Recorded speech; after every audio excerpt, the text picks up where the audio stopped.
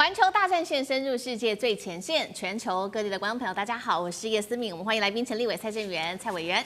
思敏好，大家好。前国安会副秘书长杨永明老师。思敏好，各位朋友好。前海军舰长吕礼士舰长。主持人好，各位观众大家好。观众朋友，今天节目一开始，我们赶快来关心到的是美国内部的状况哦。现在川普的民调崩盘，而且有航班大乱的一个景象。今天我们也会特别来关心政府官们进入到超过40天是最长的一次。川普这个时候喊话要开门哦，并且撒$2000一个人，希望来救选票，能够救得起来吗？另外一头要来关心的是感恩节即将到来了，但是美国的通膨越来越严重，牛肉价格至今已经这一年飙涨了13%。感恩节，许多人说买不起东西啊，会不会成为灾难节呢？今天就会就这些议题来一起做关心。今天开场3个火线话题，我们会带观众朋友来看到是确实在这次的选举当中，民主党连下40%哦。另外，川普的民调崩盘，所以他在这个时候喊了说要开门，并且撒每一个人发放，预估呢可以达到$2000的红包，能够换回选票吗？政府关门进入40天之后，现在造成的就是航班大乱，每一天预估6-7千航班都会受到影响。美国的经济1周损失金额大约落在$150亿。现在大家在看说感恩节又即将到来，会有哪一些冲击？美国人在感恩节还能够心存感恩吗？好，第3个问题，现在川普不断的吹嘘说呢，美国的物价一直在下跌，但是这个政绩是否被打脸了呢？因为呢，沃尔玛推出了一个套餐，价格看似是这个比较便宜，但是里面的餐点已经大缩水了哦。那么另外一方面，美国的牛肉价格飙升13%，美国人饭都吃不饱了，还要继续的相信川普吗？今天我们都会请来宾一起来做解答。好，我们今天要来关心到的是来自于华盛顿邮报的最新民调了，包括了现在做了一个统计，60%的美国人他们都不认同川普的执政，甚至有67%的人认为美国现在走在错误的道路上面。那么看到目前的这个状况，当然了，川普还是会感受到压力的，所以他寄出了说，另外一方面，美国的这个关门进入到40天之际川普说了，他说快要开门了之外，每个人他接下来宣布了，每个美国人不含高所得者会来发放$2000的现金大红包，其实还不少，一个人可以拿到换算新台币大概是6万块钱。好，不过呢，这一些有关于政府关门的事情，都是比较政治上面的事情。对于美国人来说，最直接冲击的就是他们的生活了，还有接下来的感恩节要到来。就怕航班大乱因为呢，政府关门40天，导致航班人手缩短至少达到1成以上。FAA 做了一个统计，光是在这个月的7号、8号单日就有超过6-7千的航班延误，那么上千架的航班因此取消了。现在担心的是11月的中下旬就是感恩节了，民众要疯狂的这个坐飞机返家，会不会这个返乡潮变成灾难呢？运输部长在这个时候也出来警告了，赶快开工吧，再不开工的话，恐怕这个航班要再大砍20%那么另外一方面，我们也要来看到来自于《富爸爸穷爸爸》的这位作者，他也语带沉重的说呢，如果在这个时候感恩节的时候，美国的民众被解雇，那才是真正痛苦的开始，并且他也说了，11月份初估已经有15.3万的劳工被裁员了。那么现在根据初步的统计，政府关门光是1周经济损失就高达了$150亿。重挫，美国的经济是否走向失序呢？那么政府关门40天了，最惨感恩节会不会即将到来？舰长怎么看？上一个礼拜川普总统他已经公开的承认，也就是有关于这个对等关税的部分了。他当初都说是进口的进口的国家付钱，他现在慢慢的承认说，其实美国人也会付一点点。那这可不是一点点，这是非常多。而且我刚刚那个主持人特别提到了这个川普他的一个有关于华盛顿邮报的调查的部分了。如果我们不看那个共和党，也不看那个民主党的话，我们就看独立选民。我们就会发现一件事情，其实对于杂货来讲，他们认为已经涨了73%；对于公共开支来讲，涨了64%。那对于医疗的部分涨了47%。那如果说对于油价的部分涨了33%啊。那如果是这个样子的话，我们来看一下真正的这整个的一个曲线，尤其是公共开支的部分，那在过去1年之中涨了将近12%。那其实我们看到这样的涨价哦，那也就是对于美国国内其实我们来讲应该是苦不堪言了。那除了涨价之外，如果工作能够继续维持，那也就算了。可是工作还不一定能维持，为什么？因为我们看到这个就是失业率来讲，它是慢慢攀升的。那其实如果我们仔细的看哦，这一个就是从2021年逐渐下降的这一个失业率，自从川普那他就任之后，慢慢的又开始上升。可是我们如果好奇一下，之前为什么这么高啊？之前因为也是川普担任总统啊，所以今天我们这样看啊，也就是有关于失业率也不断的提高，然后再加上各个的通膨的现象已经产生了哦。那接下来我们看到川普他因为他个人的一个政治需要，他就开始当然他也有其他的有关于联邦支出水平啊，或者是撤销对外援助以及医疗保险补贴的部分，所以才造成这一次的关门。造成这一次的关门的影响到底有多严重啊？我们来看看灾区啊，也就是前10名到底是哪些地方。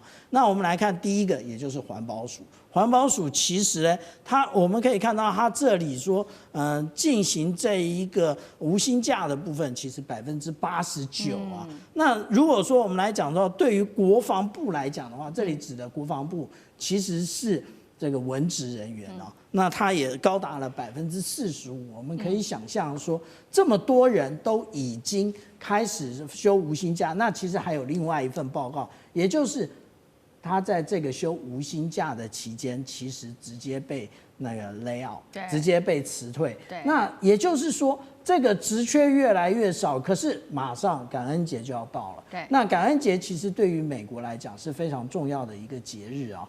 那所以那个当大家回不去的时候，那个怒火一定上升。这个怒火会不会延烧到明年的期中选举呢？那其实这考验的是川普的智慧。好，确实哦，现在美国面临高通膨，还有失业率等等越来越高的问题。那尤其现在就是刚刚提到了嘛，感恩节即将要到来，川普在这个时候希望能够救自己，也发了$2000一个人，拟定希望能这样做，能够救得了他的信任危机吗？委员又怎么看？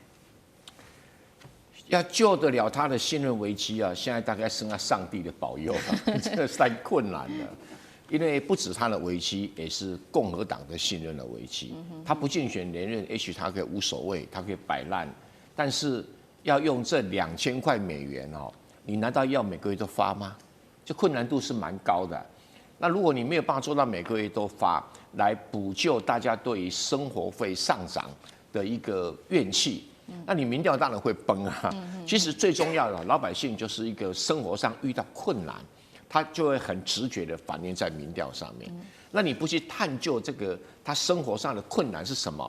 就像刚才我们舰长讲的，进口关税80%是美国人付的啊，生活会进口的东西生活会很多，因为美国人自己在生活物品上面的生产力量很弱了嘛。那你看对中国课多少税？对墨西哥课多少税？连生菜都涨价，连咖啡都涨价，连牛肉都涨价。我老天爷！老百姓要的不是买什么高楼大厦，不是去买你什么川普大楼啊，他要的就是我可以轻轻松松到麦当劳吃个大麦克啊，我这个周末可以去稍微晃荡。那你现在搞得他生活上这么多的困难，连航空公司都要停班，他怎么可能开心呢？你再伟大，你在美国再伟大，跟我有什么关系？我生活越困难，所以他民调崩。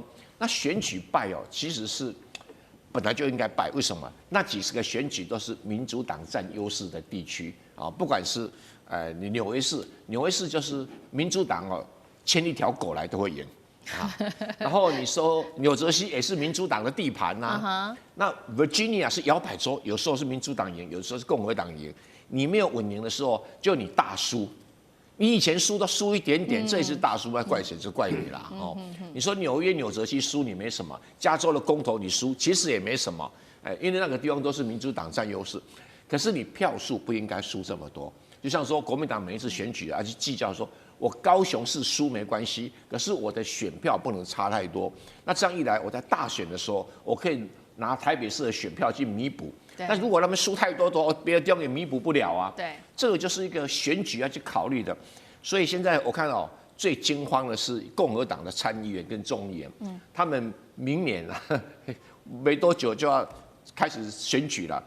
你说叫他怎么过这个信任危机啦？那除非你现在川普这个每个礼拜都宣布我要发多少钱，然后每个月都让老百姓实际拿到钱。那个怒气也许还可以缓和一点点，但是人家对你共和党以及川普执政能力已经打上一个很大的问号，就有点像银行让人领不到钱，那是很严重的一件事情啊。信任危机没有办法解除，但是领到钱可以缓和信任危机所产生的怒气。好，一边是民生，来自于民生的怒气那眼看着再过其实2周左右就是美国最重要的节日感恩节了，民众的痛苦指数恐怕直线的飙升因为感恩节会不会变成灾难节？等一下我们会请杨老师来带我们看。我们来看到一个最新的一个数据是来自于官方给的，他说这1年来水电瓦斯的费用大概暴涨幅度12%，杂货涨3%，其中最有感的就是美国人爱吃的牛肉狂飙了13%。但是在这个时候，川普没有去检讨自己，他把责任怪在这一些牛肉的加工业者，他怒批他们哄抬美国牛肉的价格到历史新高。于是，川普已经下令了，最新让司法部来介入展开调查。另外，川普还不断的自夸说，在他的这个任期里面，物价不断的下跌他做了这样一个政策的宣传，并且呢，他也宣传沃尔玛现在不是推出了一个感恩节降价套餐吗？一个套餐大概是$40。那么 NBC 就针对了这个套餐做了一个调查，发现确实啦，比较便宜了，较过去在拜登时期的时候便宜了1/4，但是菜单的这个样本的这些菜从29样变成了23样，当中包括了什么鸡汤啊、洋葱啊、番薯这些就没有这些食材了。那记者问川普说：“你知道你这个感恩节套餐的分量缩水了吗？”然后川普就怒回呛说：“假新闻，你是哪里的媒体？”杨老师怎么看？感恩节会不会变灾难节？一定是 CBS 的媒体。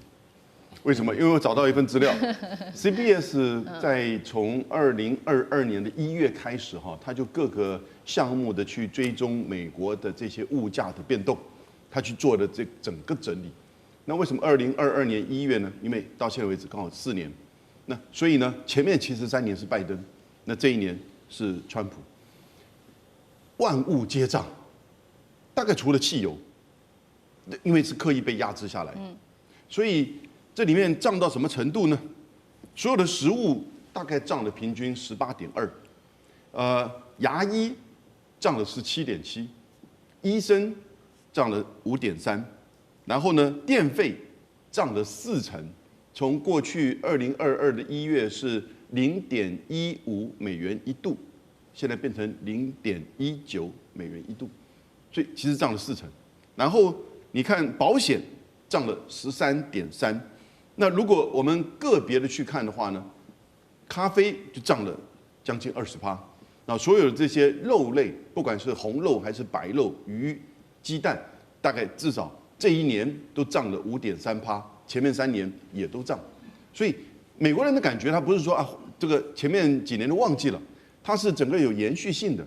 那一直到了这个川普你上来之后，其实并没有停缓下来这个涨的这个趋势，而且这1年呢持续来往上涨。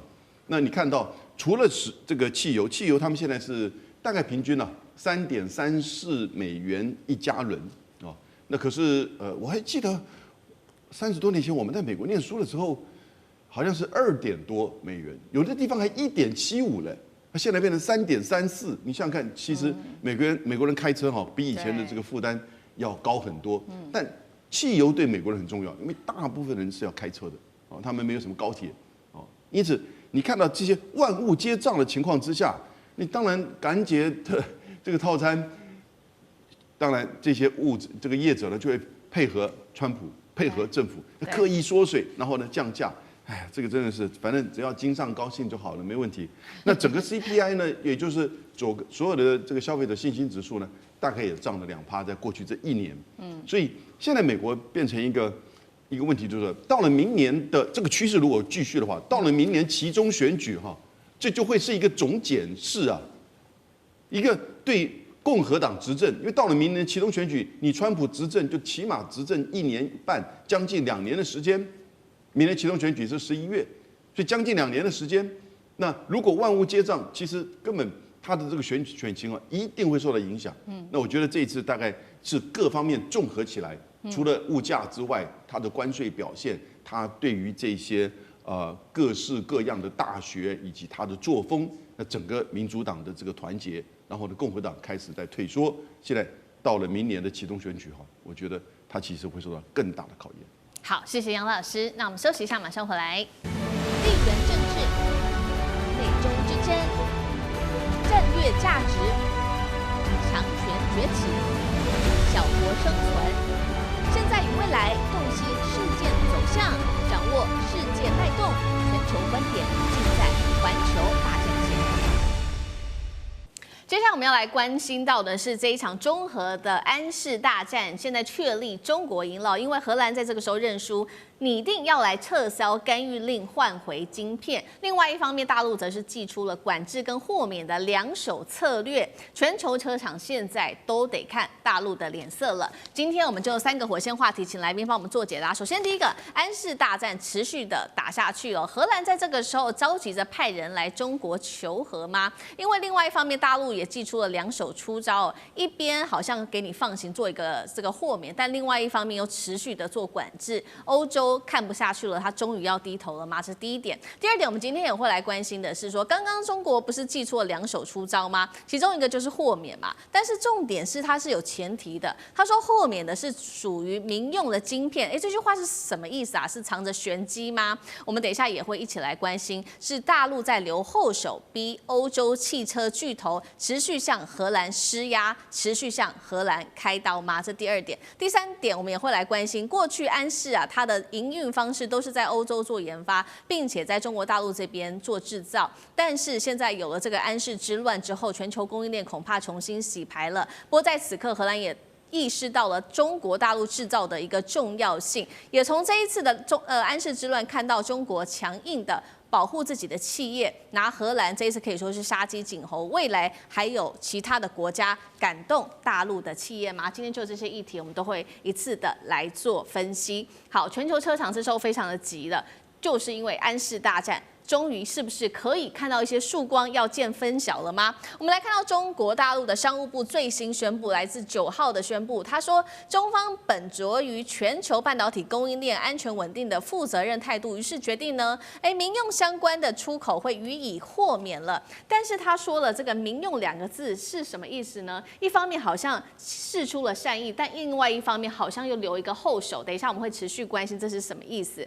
同一天，大陆也已经同意了。欢迎这个欧方继续发挥影响力，敦促荷方尽快的修正错误的做法，并且中国已经同意了荷兰经济部你可以派员来华寻求这个磋商的一个请求。彭博社这边也做了一个分析，如果中国大陆恢复晶片出口的话，那么荷兰将会撤销对于安世的干预令。中国赢了安世大战吗？节目开始，请教杨老师怎么看了？这个时候荷方很着急的派人去跟中国来谈。是认输了吗？怎么看中国大陆一边是管制，一边是豁免的这个策略，真的能够压垮欧洲吗？老师怎么看？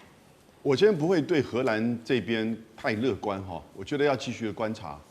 那中国大陆这边也不是一下子就认为说自己赢了，因为其实这是整个美国开始对中国大陆的贸易战、科技战之后，后来走向整个西方大联盟对中国的这种压制。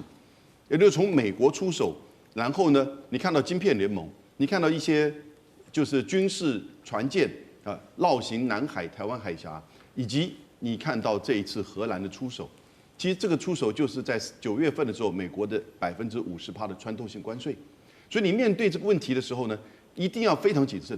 为什么？因为它可能会牵扯到所有中国大陆的民用民企、这个国企。在国际上的这些海外子公司，可能超过上千家，而有一些是重要的产业，有一些在供应链里面有重要的角色。像这次的安氏半导体，在整个至少欧洲的汽车用的晶片里面就是重要的角色。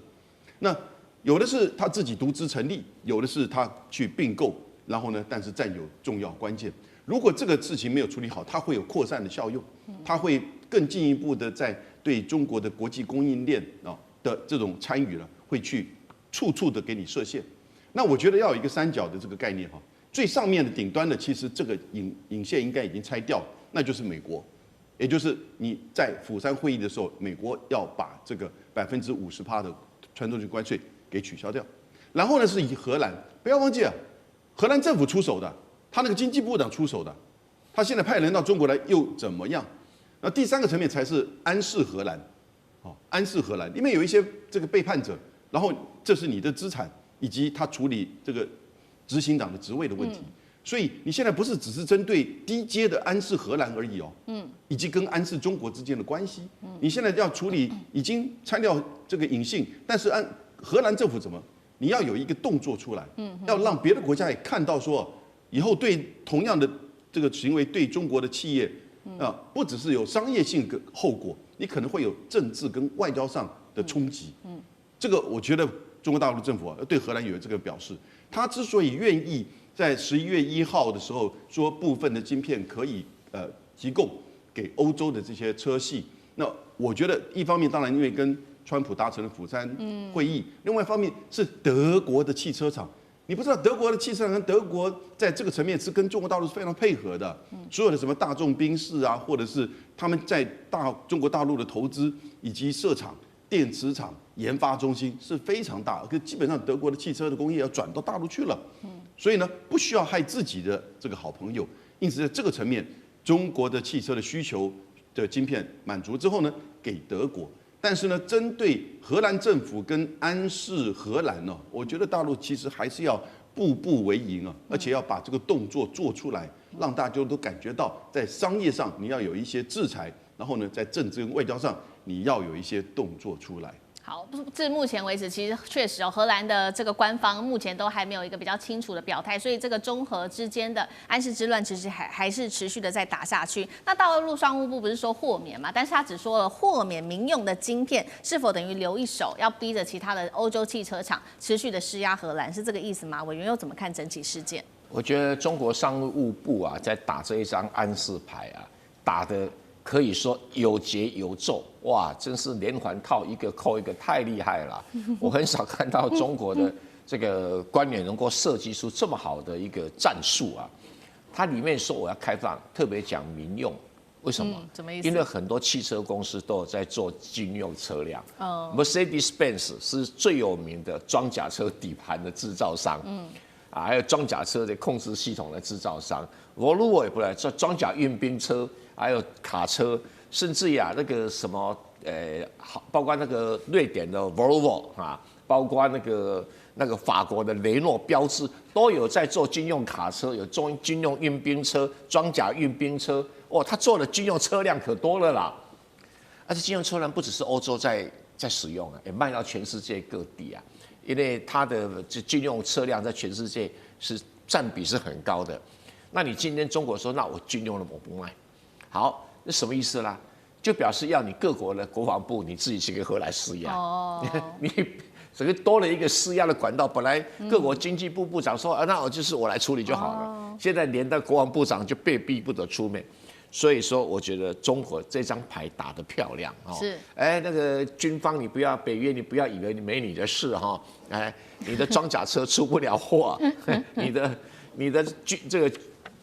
所谓运兵车还卡在工厂里面，因为现在运兵车都很先进啦，所以装了很多跟一般民用汽车一样的比较豪华的、比较多功能的这种晶片，就通通是安森半导体生产的。从来没有想过这么简单的这种可以普遍制造的晶片呢，竟然发挥这么大的战略功能，所以中国打这张牌有够漂亮，非常好。是好，所以我们看到接下来或许这个荷兰的政府压力就会更大了。过去是这个经济相关的部门的官员或者是业者来去施压，那会不会这一次、下一次就是这个各国的国防部来做施压？这个我们会持续的来做关注。另外一方面，这个安氏之乱，刚刚说了嘛，全球的汽车产业不是因此陷入在晶片的恐慌吗？另外一方面也烧出了整体的地缘政治的风险。过去我们知道安氏它成功合作的一个黄金模式，就是说在欧洲做研发，在大陆做制造。那欧洲主要负责在设计啊这个技术方面，那大陆就负责这些量产，因为这边可以做不到比较大的一个产能跟比较低的一个成本，安氏也能长期的获利。但是因为这一次荷兰方的出手，等于亲自打碎了自己依赖的这样子的一个模式，那么其实也让荷兰真正意识到大陆制造的不可取代性。那么现在专家也做警告，地缘政治风险增高，跨国的这些科技巨头恐怕未来都得重新的好好思考布局。不管是你加强你的在地研发、防火墙合规，或者是自己的自主化等等，怎么看？请舰长来带我们看哦。这个大陆保护企业的态度，在这一次安氏之乱里面可以说是非常的强硬，底气来自于哪里？那么这一次针对荷兰的动作，有点像是杀鸡儆猴嘛，是要让世界知道，动中国企业是要付出巨大代价的嘛？也就是说，这一次在川普发动这一个对等关税之前，中国大陆就已经做好准备了，而且他这个准备不是只有政府这一部分做好准备，而是他连对于企业所造成的影响，他把企业整个解构，也就是对于这个 business model 那个他这一个商业的一个模式，他彻底的分析会造成什么样的影响，他都事先防范了。所以我们现在看到，为什么中国大陆它都能够以打来促谈，也就是你要如果说你用这种方法来应对中国，中国绝不示弱，也就是不跪不退。然后不跪不退的结果，也就是什么？也就是你的供应链被阻断。那当阻断的时候，那个欧美受伤，可是中国自己呢？中国自己就像以安氏半导体来讲，它直接把货分给其他的这个中国内部的供应链，这个也就是中国自己的企业还可以维持，但是对于欧美来讲却是不行。那如果说我们来看这个安氏半导体的话，其实如果我们来看它的一个内容的话，如果它是属于这一种要高不高、要成熟不成熟的这一个产品的话，它其实是在荷兰设计，然后交给德国跟英国制造，然后最后封装测试的部分交给中国大陆。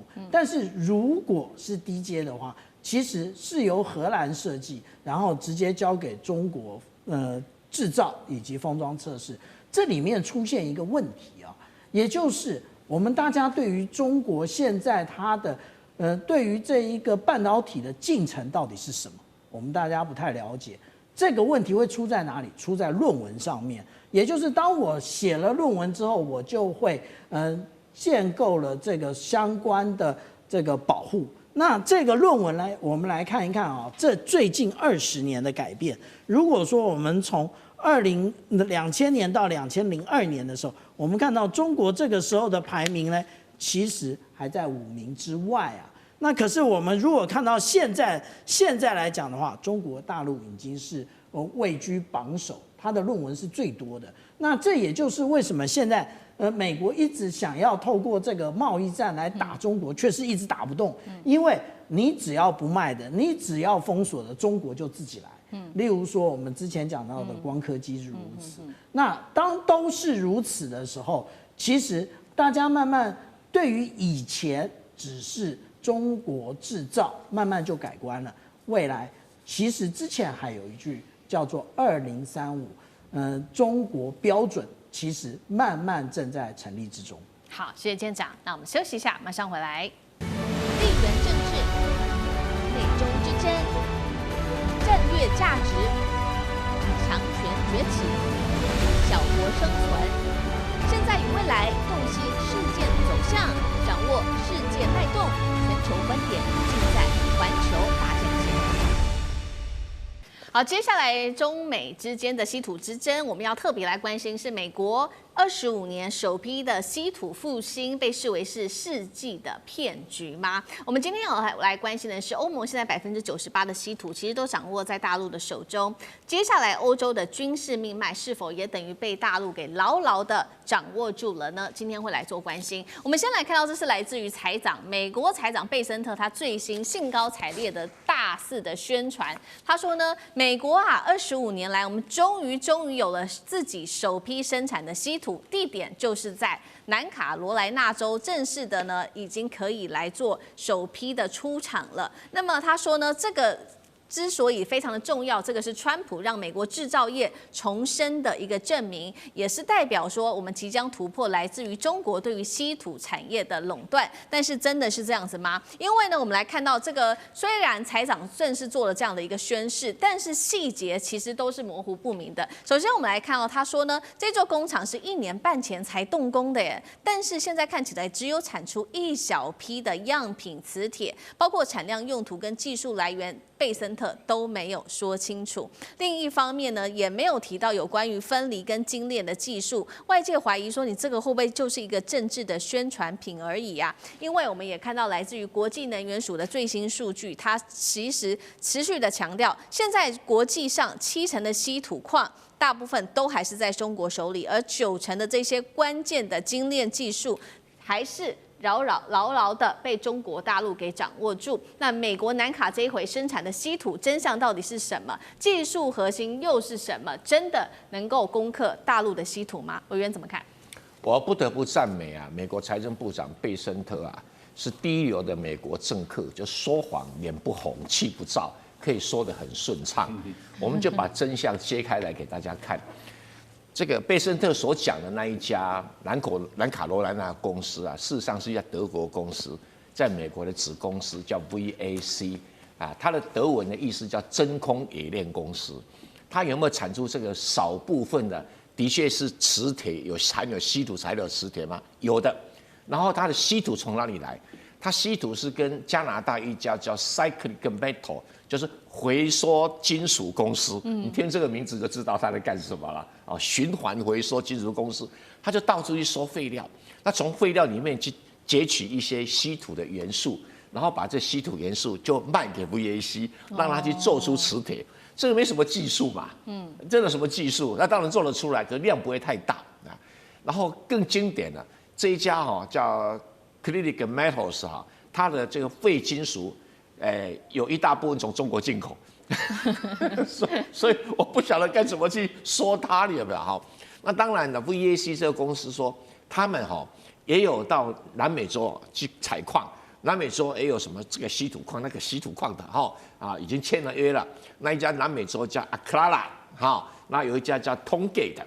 那对不起啊，这2家公司都宣称我有矿产而已啊，从来没有开挖过，从来没有提炼过，更没有任何工厂就是刚签约而已。所以你才会说，是好像这家公司才1年半前，因为它是德国的子公司，所以1年半前才设的所以。我这样一讲，大家都知道说有没有？还有一点，那来源哪里啊？循环废弃的，那量能不能多啊？当然就不可能多了那贝森特有没有告诉你这细节？没有我是史上第一个揭穿他真相的人，所以我不晓得。因为刚好这一行我也蛮熟的，所以我不晓得这贝森特讲话这个功夫，美国媒体会不会戳穿他不是很好玩表示他很认真在解决问题，他实在解决不了问题。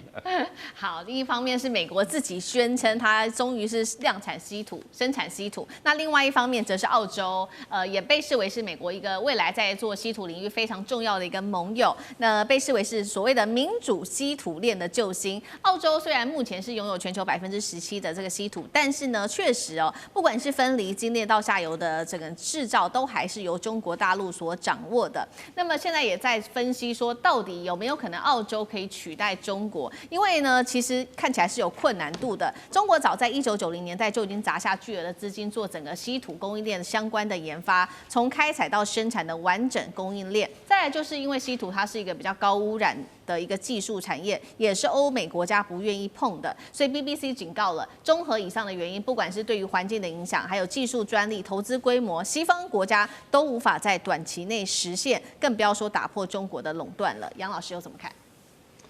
澳洲这边，我们谈的是澳洲嘛，哈，它的就是这整个稀土的发展，其实我觉得大概都是以 Lynas 为主，好，那 Lynas 的话呢，其实在过去日本在2010年遭受到中国大陆9个礼拜的稀土管制的时候呢，大概其实有在投资 Lynas， 可是 Lynas 呢，它所这个生产的量哈，大概都是以轻稀土为主。那重稀土它现在是发展出来了，叫做氧化锑。那在澳洲的 Mount Vale 的地方去开采，然后送到马来西亚的加工厂。那可是它实际上在我看了一下数字，它本身自己公司网站上的这个数字哈，今年2025年的第2季，它总共氧化锑的生产量只有多少呢？3200吨。所以我们说，中国大陆在重稀土的这个成品的生产量上面哈，是占全球的99.8%。不是100%，因为那个0.2就是澳洲这家 Lynas， 而且就是这个氧化锑。那氧化锑的这个重要性也是蛮关键的，在一些就是永磁磁铁啊，还有核能的这些设施上面。因此你看到，虽然是大家都在投资这个新的公司，从澳洲到加拿大，然后呢到日本，可是日本像它在小笠原岛那个附近的叫南鸟岛开发出来，他说有1200万吨的这个储藏量，可是那都是轻稀土。所以对于真正关键的，就越来越前沿所需要使用的这些重稀土的项目哈，其实大概只有澳洲。那可是澳洲这边它的量也有限，那其他的部分呢，它所开采出来的部分都要送到中国大陆去，那由大陆这边做进一步的这个冶炼。因为稀土它很多东西都跟其他的元素配合，不像是我们这个去那个挖这个金沙啊，你拿那个筛子这样过去，那个金子就溜出来，没有这回事的了。而事实上是很复杂，所以它会有环保的问题。它可能要从很多的铝矿或很多的不同的矿里面去把这个稀土矿去冶炼出来、剥离出来，然后呢分离出来，然后把它整合。这个有相当复杂的技术，然后呢设备。那在中国大陆这2家公司啊，一个叫中国稀土集团，一个叫北方稀土公司，还有几家就是小型的，但这2大其实他们的制程技术设备，我就把他们叫稀土界的台积电，也就有这种能力，那因此这些 IP、这些人员、这些这个设备都是他自己发展出来。别的国家现在做这一套东西哈，你可以啊，那你大概5年10年嘛，因为高盛说的，至少中国大陆在稀土有10年的主导的优势。可是这5年10年这个成本是多少？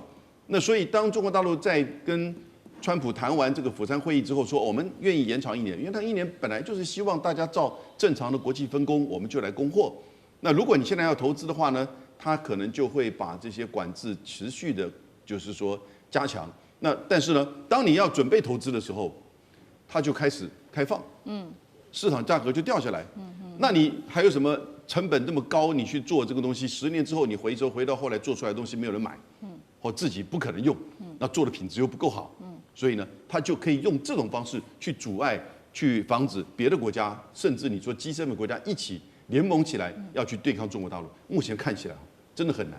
是好，一方面是大陆确实现在看起来10年内都会掌握这个稀土。那对于欧洲国家来说，现在的忧虑恐怕就是越来越大。原因就是因为我们现在也看到了，不管是地缘政治的紧张，或者是乌俄战争，需要非常多的军事武器。但是呢，我们现在看到98%来自于欧盟的这些稀土进口全部竟然都是仰赖中国的。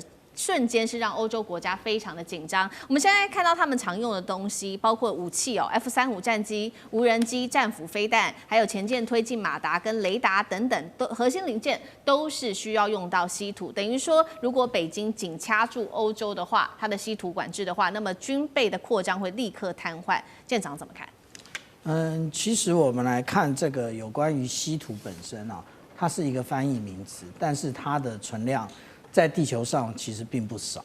那真正的问题呢，也就是它也不集中，也就是世界很多的国家都有。那美国现在就想趁这个方式啊，也就是无论是在乌克兰啊，或者澳洲、加拿大，甚至 G7 这些国家，它通通都说，哎，你们的稀土矿通通来开采之后交给我，这个才是问题的开始。为什么？因为它就是一般的土，然后它不是一般的土了，它是其实很大量的土，然后就像刚刚永明老师所讲的，它要透过炼解。那问题是它的怎么炼解呢？你需要什么？你需要电啊。那问题是中国大陆的电是准备好了，你美国电准备好了吗？如果电准备好了，刚刚我们前面讲到的，你公共事务的这个有关于电的费用，为什么还是这么高呢？那另外，中国大陆到底是怎么样来进行冶炼呢？它叫做串联萃取法。那我们听这一个名词，就知道它有大部分的过程，也就是透过这一些溶剂，将这一些真正我们所要的稀土，无论是锗啊、镓啊、锑啊、铝啊这些，通通冶炼出来，它有相对应的溶剂。可是溶剂这个部分呢，他在论文里头完全不提及那个是什么东西，而且他自从我们之前讲的10月9号一次公布了7个命令里面，现在没有对美国实施，可是他自己有关于人员技术以及他的这些装备，通通是管制的。所以我们来看欧洲的这一些他要取得这一些稀土，然后制造他自己的军事装备，实际上是有困难的。而且经过一场俄乌战争，其实都把这一些欧洲国家原来的这个军事储藏全部的库存几乎都打完了，他们现在都要跟美国买。那至于说呢，有关于我们刚看到啊，锗啊、镓啊、锑啊，其实这3样啊，它的就是我们看到锗是紫色的，镓是红色的，锑是蓝色的。我们看到这个锑，它其实是做现在电池，也就是我们讲到锂电池的一个重要的核心材料，所以它相对于其他的价格来讲，从去年10月开始，它的价格就是一飞冲天。那如果现在这个美国进入了这个锑的市场，那它感觉上可能可以赚取很高的费用，但是呢，它中间要克服的，无论是技术或者是这些设备，费用更高。当它一进入中国大陆，把这个价格全部拉下来的时候，它就会变成血本无归。那这就是我们讲到说，这个世界上中国大陆它自己所拥有的这一个储藏其实只占60%，可是冶炼超过90%。那也就是现在大家讲10年可以达成，就是由美国来接手。对不起，美国你真的有这么多电吗？你有这么多人愿意投入这个产业吗？都有问题，所以真的只有10年吗？恐怕不止。好，谢谢县长。那我们休息一下，马上回来。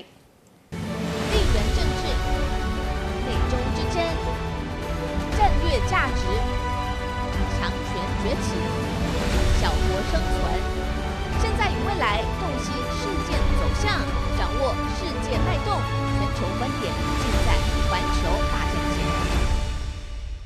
好，接下来我们要来关心到的是俄乌战事哦。这一回俄罗斯它祭出它的无人机大军哦，这个还压垮了乌军的最前面的防线。等一下我们会来关心，尤其现在陷入最大困境的就是红军城失守，正式的进入倒数了。比较奇怪的事情就在此刻，川普竟然在这个时候提出豁免匈牙利，说你可以买俄罗斯的石油了。大家就在看说，是不是川普即将为接下来的下一场双普会来递出橄榄枝呢？对于整体的俄乌战情又会有什么样的影响？今天我们都会一起的来做关心。赶快来看到现在呢，俄乌战场的战场正在快速的倾斜，乌军的防线全面告急。CNN 这样形容，他说现在可以说是乌克兰最黑暗的时刻。为什么呢？因为此刻的俄罗斯，来自于 CNN 的报道，正在发动夜间无人机再加上飞弹的疯狂袭击，让乌克兰的防空系统现在几乎是陷入在全面瘫痪里面了。乌军也做了一个统计，在它的东线战场上它的无人机，俄罗斯的无人机的数量已经是乌军的10倍以上了，而且他们常这个抬头一看空中都是见证者无人机占据，从顿内茨克一直到哈尔科夫、基辅，天天都可以看到爆炸声跟火光，电力设施也都被无人机海炸成了废墟，而这个俄罗斯的无人机来自于哪里呢？事实上，我们可以看到他们透过这种廉价的量产方式使得无人机海战略是相当的成功的。尤其在他们的工厂，可以看到他们已经采用的是模组化的生产线。大概多少钱呢？其实造价也是成本非常的低的，一架见证者无人机造价大概是2万美元，但是如果说乌军你今天想要把这样的无人机打下来，你得花1枚300万美元的防空飞弹，所以可以看到乌军它采用低成本换来的是高杀伤力，而大概月产能呢，无人机可以达到6000架，包括了见证者131，还有这个136跟238等等。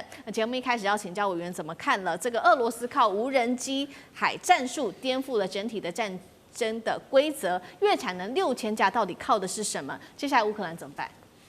的确无人机在战场上出现是这一次俄乌战争里面最重要的巨码。它的出现真的彻底的改变了我们对于战场上的认知。对于俄罗斯来运用的话，它有几个优势。第一个，它无人机的产量远比乌克兰大太多了。虽然他们的零组件都来自中国，但是工厂的产量毕竟是有很大的差距。所以无人机被打下来以后要补充的话，俄罗斯补充没有问题，乌克兰补充就很有问题。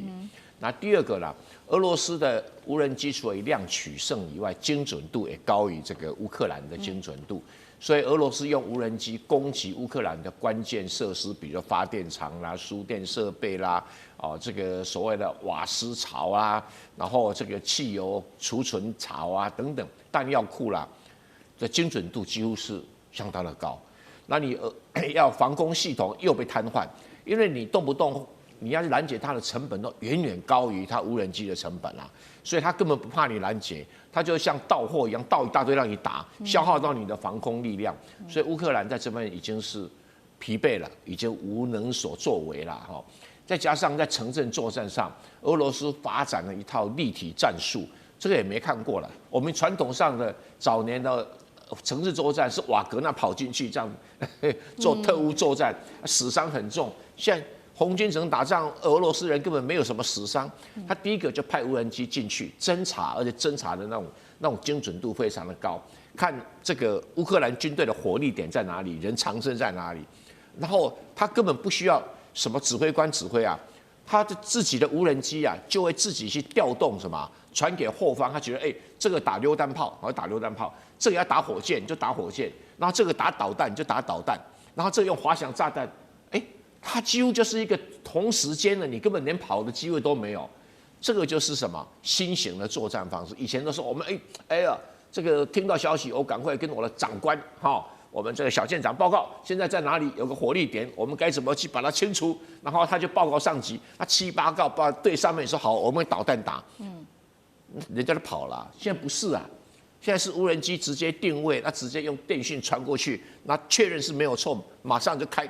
这自动连线都打过去了，所以这个城镇作战已经改变了，而且这个无人机的重点是中高空也可以，中低空也可以，低空也可以作战，甚至还可以打到坑道里面去。是好，一方面我们可以看到这个是新型的一个作战形态，俄罗斯的这个无人机海作战，那整体影响的包括了在红军城，现在在乌克兰东部地区恐怕陷入到非常严重的困境。有人说这个已经是最后的倒数计时了，在红军城的部分包括了我们可以看到这个来自于乌方的情报说呢，俄军在顿内茨克目前已经集结了17万的兵力，那么兵力比例是高达8:1，包括了可可以看到当地每天都是炮声连天。但是呢，现在来自于华盛顿邮报特别做的分析，也警告说，乌克兰必须要立刻的做决定，到底他在红军城这边是要硬撑下去，还是撤退呢？因为撤退的这个拖的时间越久，就会越危险。他甚至说，恐怕重演包括了2023年的这个巴赫姆特悲剧，甚至是2024年的阿夫迪夫卡的崩盘。那么包括了红军城，它是乌东很重要的交通枢纽，失守的话，乌军整条的补给线就会陷入在全面崩溃，也代表俄罗斯恐怕重启在东线的一个总攻击。舰长怎么看红军城的部分？我本来不想拿红军城的地图，因为红军城几乎95%已经陷落了。那如果说现在拿出来的这个地图的话呢，其实一点用都没有。也就是为什么现在刚刚讲到说，要乌克兰决定你到底要不要撤退，因为这一个问题啊，也就是他们的这一个前行攻势要封口了。一封口，你留在这里面的部队，对不起，这个是155机械化师，你都逃不出来，全部歼灭在里面。因为如果让你们这些人逃出来的话，对于俄罗斯来讲，我还要养你啊，那我直接把你歼灭在那里，你还没有办法去支援别的地方。所以这个是乌克兰现在的战术啊。那而且呢？对不起，俄罗斯现在的战术，而且俄罗斯之前做了一个非常正确的决定啊，也就是我们现在好像没有再听到说哪一个国家提供他任何的防空飞弹，例如说爱国者啊，或者是任何的飞弹给乌克兰。为什么？因为现在俄罗斯之前啊，俄罗斯用他的无人机去袭扰了罗马尼亚，跟袭扰了波兰，然后用他的米格31切进这个爱沙尼亚的领空。现在那个欧盟每一个国家，人人自危啊，是没有人会提供任何的防空飞弹，这个也就是现在最大的问题啊。而且这个问题呢，就是俄罗斯直接加大了使用这个无人机的力度，而且大家认为你无人机嘛，你大概就是10几公里、20公里，不是。我们现在这里看到的它的无人机，也就是见证者136，它可以飞650公里，它大概就是这个样的范围啊。那如果说是我们讲到说见证者238的话，它的距离、它的范围几乎所有的北约通通涵盖在内。而且这里面还有更糟糕的是什么？也就是它各种载台都可以发射。大家以为它一定要固定吗？它反而不固定啊。我们看到这是什么样的载台啊？这个是美国的皮卡 RAM， 那它直接放在上面，而且它不用停下来，行驶中它就发射了。那而且因为行驶中发射，给了它的一个更多的福利，让它能够更快的、更短的距离就能够起飞。这个就是我们讲到俄罗斯它的战术的成功。那当然啦，有人讲说没有防空飞弹，刺针啊，刺针拿出来用就对了。对，糟糕的就是刺针。我们刚刚讲这一些，这个见证者啊，它的价格造价就是2万美元嘛。我们来看看刺针有多贵啊。刺针如果以2020年的报价，1枚要11万美元。那也就是说，它以下士来换你的上士啊。那问题是，美国又有多少的刺针呢？那美国要不要为自己留一留呢？那而且我刚刚已经讲了，这一个有关于这一些北约国家，他们大家也想抢啊。那也就是这样的结果，就导致成现在没有人要支援乌克兰，乌克兰只能坐以待毙。好，现在包括了整个乌克兰这个欧洲国家人人自危，但是在这个时候，川普的态度也是似乎开始出现了一些转向。我们等一下要来看说，是不是川普认为说他想要为下一次的这个双普会来铺路了？等一下请杨老师来带我们看。之所以会这样分析，是因为白宫这时候释出了一个令人震惊的消息，说川普在会晤匈牙利总理奥班之后，他竟然宣布了要豁免匈牙利可以使用俄罗斯的能源制裁，达到1年。那么俄罗斯接下来除了可以买包括来自于俄罗斯的这个天然气跟石油之外，还可以跟俄国的能源公司合作，这让乌克兰跟欧洲国家一定会感到非常的震惊的。川普还放话，我很有可能再次会晤普丁，代表双普会可能重启了吗？杨老师怎么看这个川普他这个时候释放出来的讯号？这个时候，匈牙利的总理奥班为什么会到白宫去，还跟川普2个人一起吃了午餐？我个人觉得奥班是来传话的。这代表的普丁告知美国总统川普，川普会要进了。之前我答应你的，不好意思，拖了一下，因为红军城还没有打下来。红军城如果被打下来，陷落了，他就可以有17万到18万的军队转移到其他就是顿涅茨克的这些交战点。那整个顿涅茨克现在可能就会被俄罗斯很快的取得。如果不是月底年底，应该就是明年初。那所以呢，奥班这个时候来就是告诉川普，也就是当初其实在10月15号他们在阿拉斯加会面的和平协议然后说要接下来双普会在布达佩斯举行，那甚至呢3面会谈或者是多边会谈，那时候都记不记得还讨论到，谁要来驻军乌克兰保护？在和平协议签署之后的乌克兰，所以问题都不是在这些问题上，这是不是加入北约啊？是不是中立化啊？这其实都可以讨论。问题就是在普丁认为他在地面战争要取得关键性的胜利，那就是红军城。红军城一旦取得，因为红军城已经包围多久？21个月了。他现在里面60平方公里只剩下2万乌军。外面一圈包围的是17万、18万的俄罗斯军队，而那个口大概只剩下2公里了，而且布满了地雷，对，大概这个所谓的后援也进不来了，所以这个时候要出去也困难。所以当他觉得说这是一个时间点要取得胜利的时候呢，因此他就告诉川普，这个时候你那个线你那个划界应该就很清楚，我就是要顿巴斯。也就是卢甘斯克加上顿涅茨克，卢甘斯克老早就被俄罗斯全部的占领，顿涅茨克就是卡在这几个站点上。那尤其是红军城，那过去因为泽伦斯基这边就是不愿意退让，他觉得其实我还是在守住这些地方。那现在呢，取得了这个可能的胜利，我们不知道什么时候。那川普呢也曾经说，那我给乌克兰就是战斧飞弹，那后来看一看不行，不能真的这样子搞，这搞的话打得这个永无止境。所以川普这个时候为什么要让匈牙利可以买油？当然就给他小费啦。